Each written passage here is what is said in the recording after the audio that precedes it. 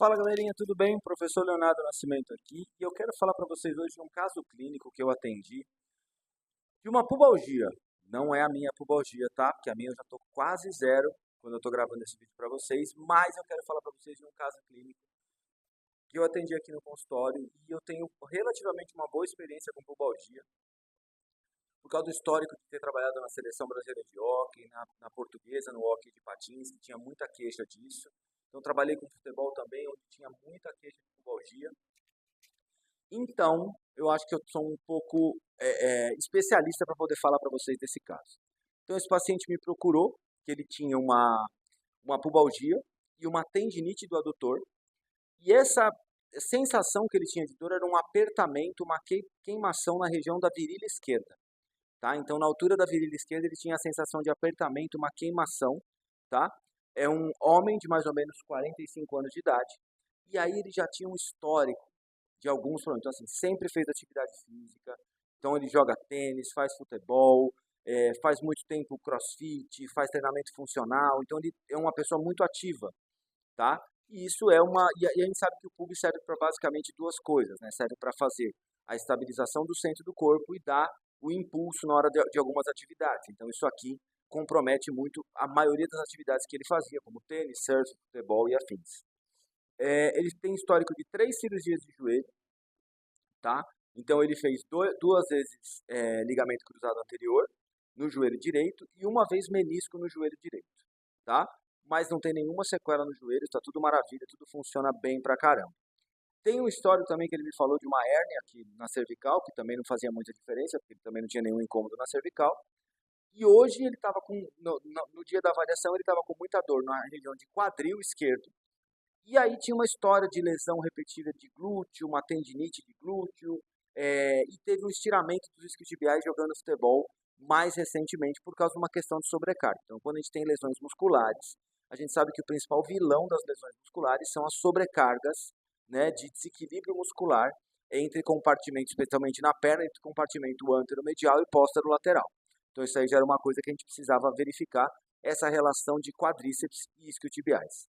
Essa relação, no caso dele, não estava tão desequilibrada, então ele tinha uma relação de quadríceps e isquiotibiais, que ela tem que ser de 0,55 até 0,60, e ele estava com essa relação de mais ou menos 0,58, 0,57, alguma coisa.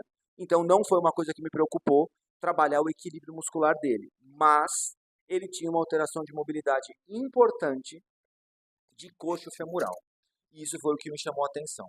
E além dessa alteração de mobilidade de coxo femoral, ele tinha também, por exemplo, no teste de Copenhague, ele tinha uma sensação de dor de 4 a 5, ou seja, especialmente do lado esquerdo. Então ele estava sem condições de voltar a fazer esporte. Teste de grava estava positivo, que é o teste da pubalgia, e o teste de squeeze, que é aquele teste de apertamento dos adutores, também estava positivo. Então ele estava com dor nos 3 parâmetros de avaliação da pubalgia. Além disso, ele tinha um Trendelenburg positivo do lado esquerdo. Então, quando ele fazia a posição de uma perna só, ele ficava fixado do lado esquerdo. E, além disso, a mobilidade do tornozelo direito e do tornozelo esquerdo dele estava muito reduzida, com uma alteração importante também do mecanismo de Windglass dos pés, especialmente do pé esquerdo. Então, ele não conseguia ficar na ponta do pé e exercer força de impulsão no pé, provavelmente por causa da alteração na virilha do lado esquerdo.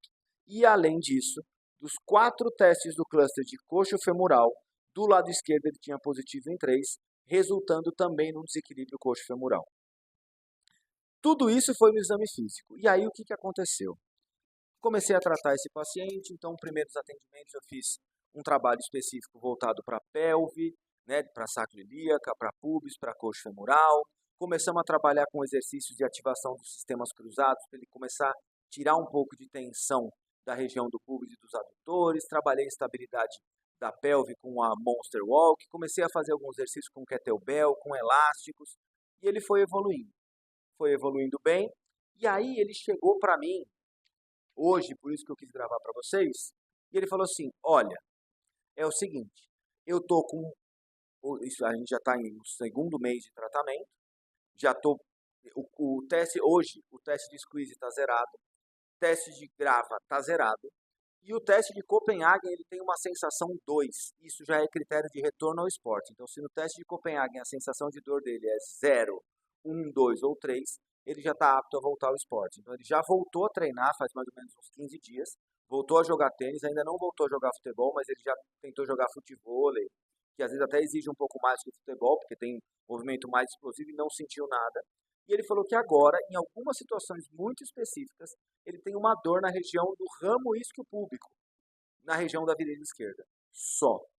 Então, de todo esse quadro que ele chegou, depois desse trabalho de fortalecimento com terapia manual, utilizando os sistemas cruzados, a gente conseguiu praticamente zerar todos os sintomas e já colocou ele de volta para fazer atividade. Entendeu como é que funciona um tratamento de uma pubalgia? Responde aqui para mim nos comentários o que você faria diferente nesse caso e qual a sua pergunta sobre a avaliação desse paciente. Vamos montar um raciocínio clínico diferente, como você faria diferente, e coloca aqui nos comentários para a gente poder trocar essa ideia. Beleza?